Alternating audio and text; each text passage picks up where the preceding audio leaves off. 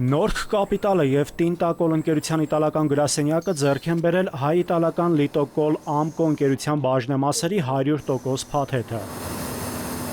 Գործարքի արդյունքում ընկերության Երևանում գտնվող գործարանը ի թիվս այլ ակտիվների անցնում է Տինտակոլ Holdco ընկերության վերահսկողությանը։ Մինչև այդ իտալական Ռուբերիայում գտնվող Լիտոկոլ Լաբ ընկերությունը ստրատեգիական վերակազմակերպման ընթացքում հեռացել էր ԱՊՀ տարածաշրջանի մի շարք երկրներից, այդ թվում Հայաստանից և Վրաստանից։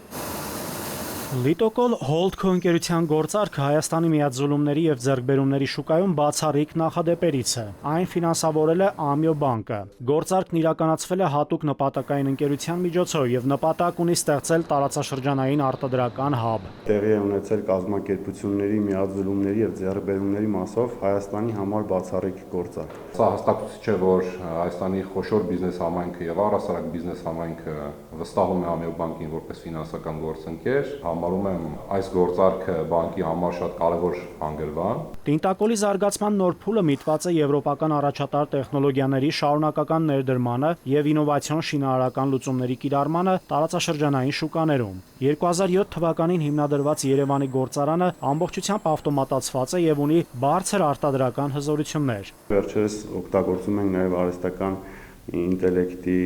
մասեր, որպեսզի արտադրական պրոցեսները իրականացվեն դիզելական։ Գործարանի արտադրանքը համապատասխանում է ԵՄ ստանդարտներին և ունի տարածաշրջանային պահանջարկը սպասարկելու բավարար հզորություն։ Ներկայումս գործարանի արտադրանքի ավելի քան 40%-ը արտահանվում է։